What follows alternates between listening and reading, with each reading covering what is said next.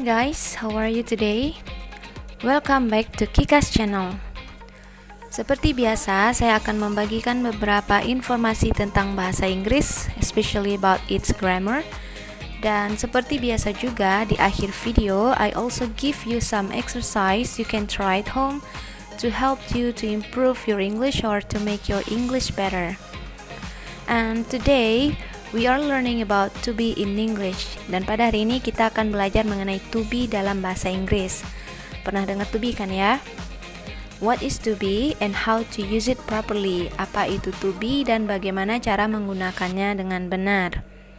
But before we come to the lesson, don't forget to subscribe this channel and activate the notification to get more information about next lessons or videos.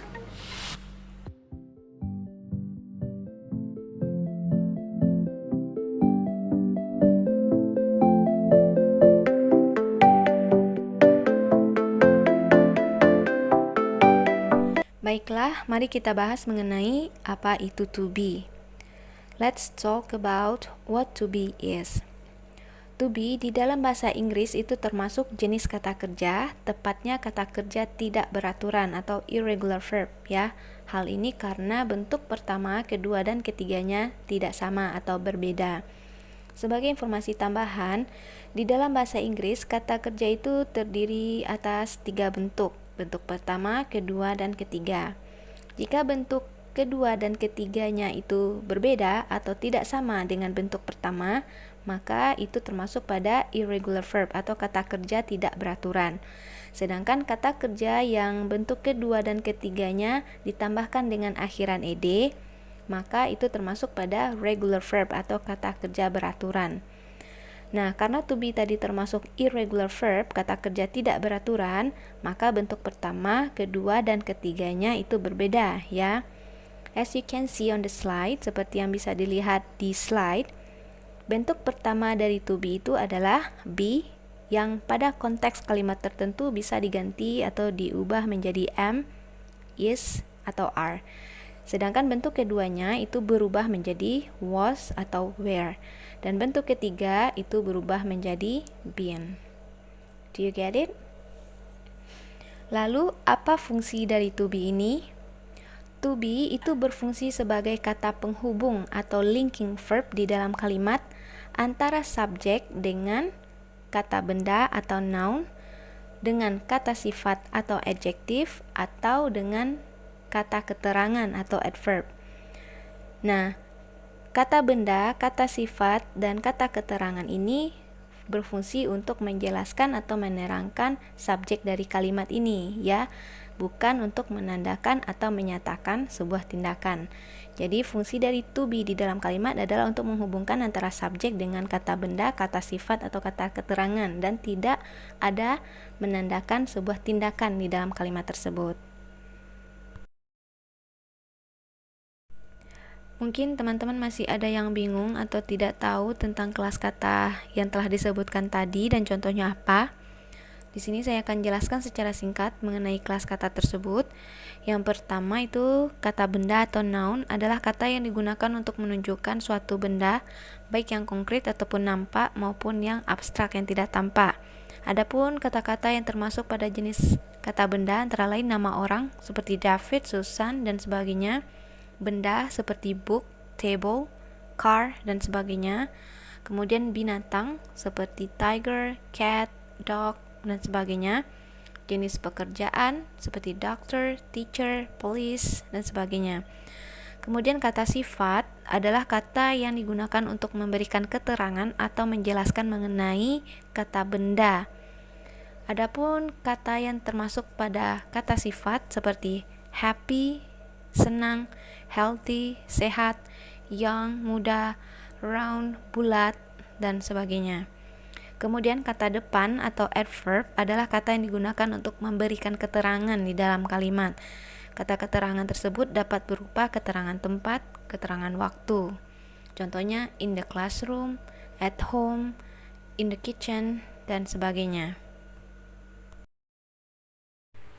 Nah, teman-teman sudah mulai paham atau mengerti ya tentang to be di dalam bahasa Inggris ini? Jadi, saya ulangi lagi, to be di dalam bahasa Inggris itu digunakan sebagai kata penghubung antara subjek dengan kata benda, subjek dengan kata sifat, atau subjek dengan kata keterangan yang digunakan di dalam kalimat tersebut. Selain itu, penggunaan to be juga harus disesuaikan dengan subjek dari kalimatnya atau pola waktu dari kalimat tersebut, atau yang kita kenal dengan kata tenses. Dan berdasarkan pola waktu atau tenses dari kalimat, maka to be itu dibagi ke dalam dua bentuk. Yang pertama yaitu bentuk present atau masa sekarang, dan yang kedua bentuk past atau masa lampau. Jika pola kalimatnya digunakan dalam bentuk present atau masa sekarang, maka to be tadi berubah menjadi am, are, dan is. Am itu digunakan jika subjeknya I, are digunakan jika subjek kalimatnya itu they, we, you, dan benda jamak, dan is digunakan jika subjek dari kalimatnya adalah he, she, it, dan benda tunggal. Sedangkan dalam bentuk past atau masa lampau, to be itu terbagi atas dua, yaitu was dan were. Was digunakan jika subjeknya I, he, she, it, dan benda tunggal, dan were itu digunakan jika subjeknya adalah they, we, you, dan benda jamak. Ada paham? Jadi sekarang teman-teman sudah tahu ya kalau am, are, is, was, dan were itu adalah bentuk lain dari to be yang berfungsi sebagai kata penghubung atau menghubungkan antara subjek dengan kata benda, subjek dengan kata sifat, atau subjek dengan kata keterangan di dalam sebuah kalimat. Dan penggunaannya juga harus disesuaikan dengan subjek ataupun pola waktu dari kalimat tersebut. Sekarang kita masuk pada form atau bagaimana menggunakan to be di dalam kalimat bahasa Inggris. We'll talk about the positive form first. Kita akan membahas mengenai bentuk positifnya terlebih dahulu. Adapun pola dari kalimat positifnya adalah sebagai berikut. Teman-teman bisa lihat di slide, yaitu subjek diikuti oleh to be, kemudian diikuti oleh noun, kata benda, adjektif, kata sifat, atau adverb, kata keterangan. Nah, di sana bisa teman-teman lihat bahwa to be itu terletak di tengah yang berguna untuk menghubungkan antara subjek dengan noun, adjektif, atau adverb.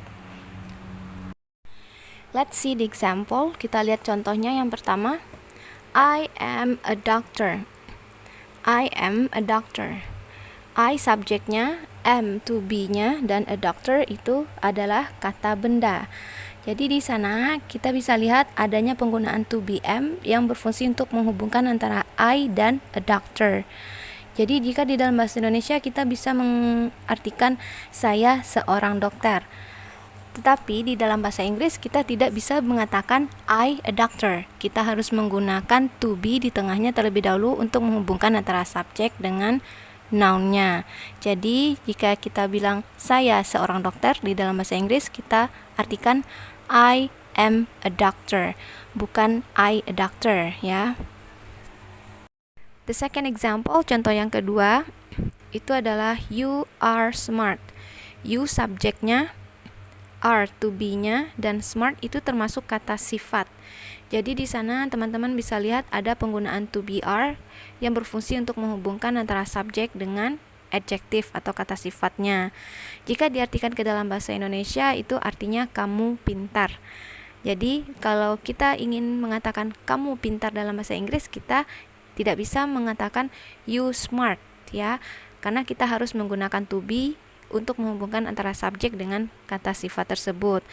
Dan di sini kita menggunakan to be are karena subjeknya you dan kalimatnya berbentuk present. Begitu juga dengan kalimat number 3, ya, the third example.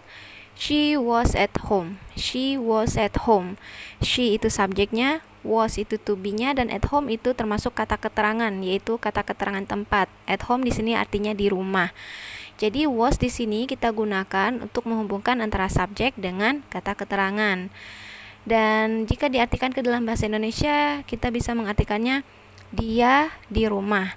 Dan kembali lagi, jika ingin mengartikannya ke dalam bahasa Inggris, kita tidak bisa mengatakan she at home, ya. Kita harus menggunakan to be untuk menghubungkan antara subjek dengan kata keterangan tadi. Dan ingat, to be yang digunakan itu harus disesuaikan dengan subjeknya dan pola waktu yang digunakan.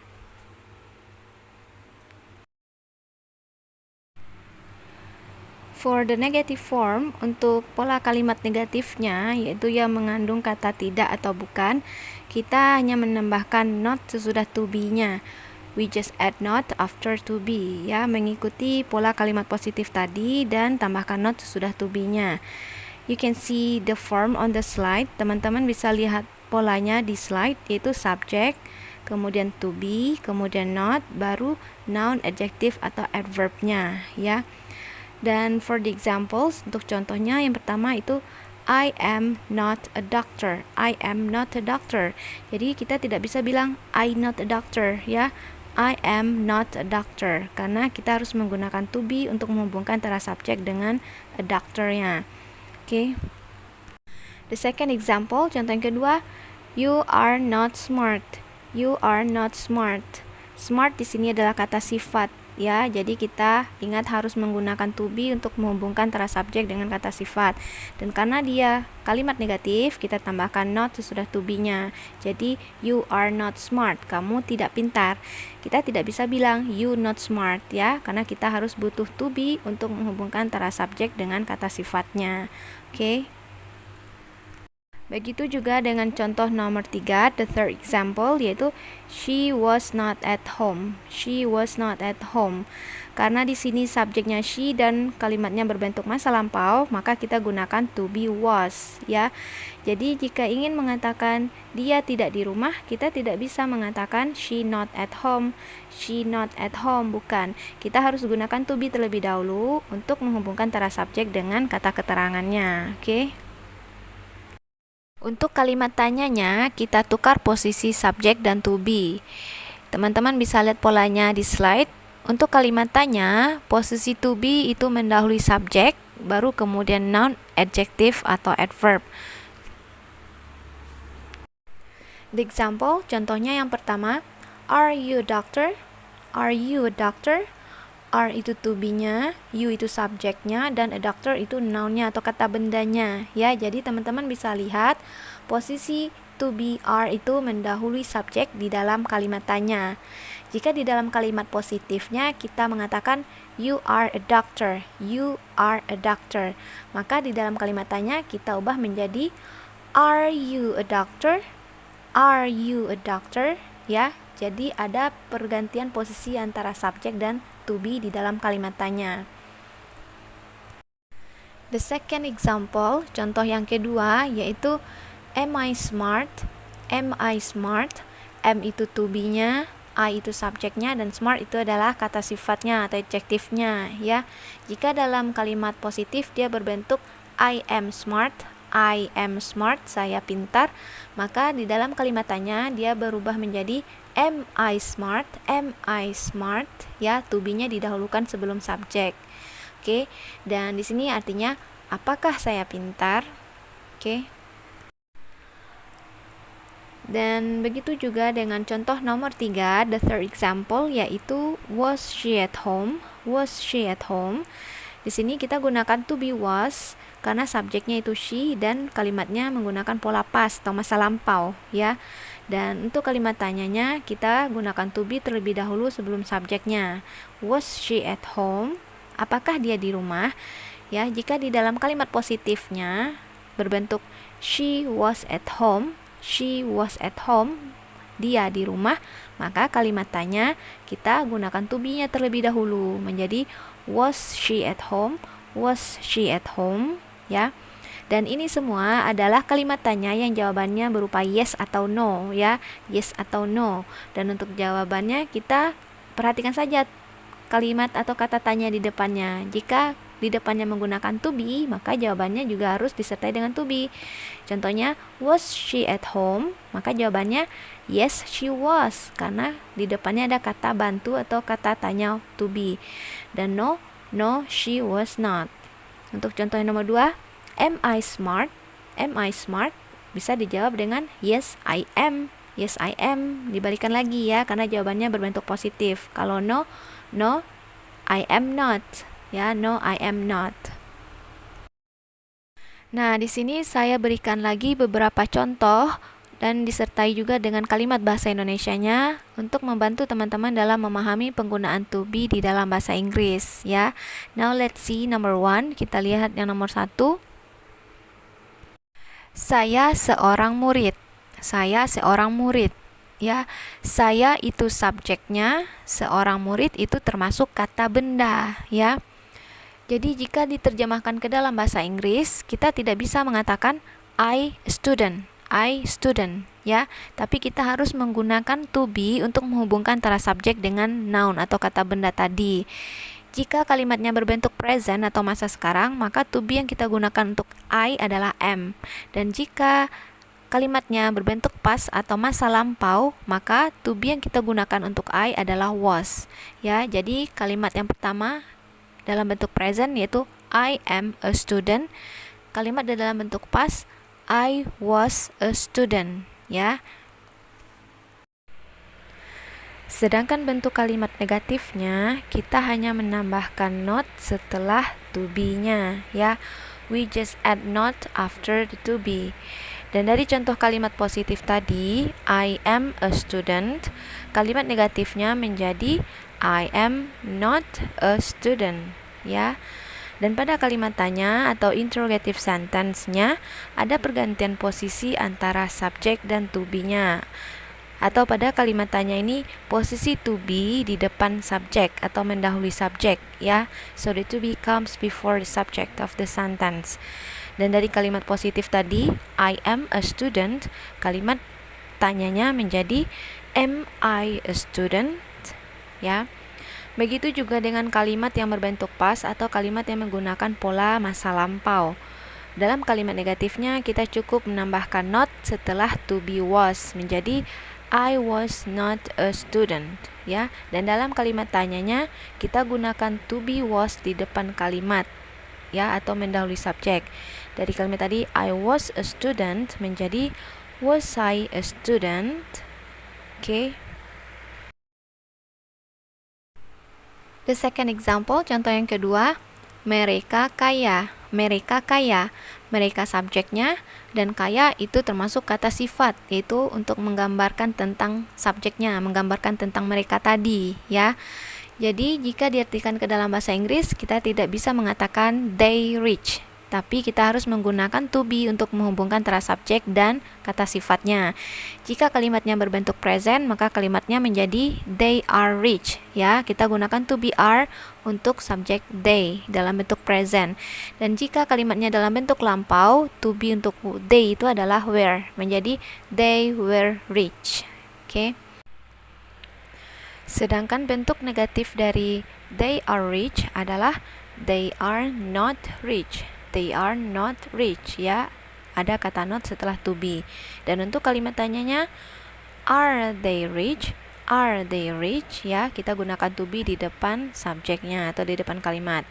Dan untuk pola past they were rich, kalimat negatifnya menjadi they were not rich. They were not rich, ya. Dan untuk kalimat tanyanya menjadi were they rich? Were they rich? Dan kalimat yang terakhir, dia laki-laki di sekolah. Dia laki-laki di sekolah. Ya, dia itu subjeknya, di sekolah itu merupakan kata keterangan, yaitu keterangan tempat. Jadi jika diartikan lagi ke dalam bahasa Inggris, kita tidak bisa mengatakan he at school. He at school, bukan, ya. Kita harus menggunakan to be untuk menghubungkan antara subjek dan kata keterangan tadi. Jika kalimatnya dalam bentuk present atau pola waktu sekarang, maka to be he itu adalah is, menjadi he is at school. Jika pola kalimatnya berbentuk masa lampau atau past, maka to be yang digunakan adalah was, menjadi he was at school. Dan untuk kalimat negatifnya menjadi he is not at school. He is not at school, ya. Untuk kalimat tanyanya is he at school? Is he at school, ya. Dan untuk pola past atau pola masa lampau He was not at school. He was not at school. Ya, untuk kalimat tanyanya, was he at school? Was he at school? Oke, paham ya? Nah, teman-teman sudah mulai paham ya tentang penggunaan to be di dalam kalimat bahasa Inggris ini. Jadi, to be ini digunakan sebagai kata penghubung di dalam kalimat bahasa Inggris antara subjek dengan kata benda, subjek dengan kata sifat, dan subjek dengan kata keterangan. Dan penggunaan to be tersebut juga harus disesuaikan dengan subjek dari kalimat dan pola waktu dari kalimat itu sendiri. Now it's time to practice. Sekarang waktunya kita latihan ya. Saya sudah membuat beberapa kalimat yang bisa teman-teman gunakan sebagai latihan untuk melihat apakah teman-teman sudah mulai paham atau sudah mengerti mengenai pemakaian atau penggunaan to be di dalam kalimat bahasa Inggris. Saya juga sudah menyertakan terjemahannya ke dalam bahasa Inggris. You can see them in the yellow box. Ya, teman-teman tinggal mengikuti pola yang sudah saya berikan tadi ya. If you forget, jika teman-teman lupa, you can turn back the slide, bisa membalikan lagi halaman slide-nya. Okay? And that's all the lesson for today. I hope you understand the lesson and you can start practicing your English at home. Again, don't forget to subscribe, like, share, and activate your notification bell after you watch this video. Okay guys, happy learning and bye!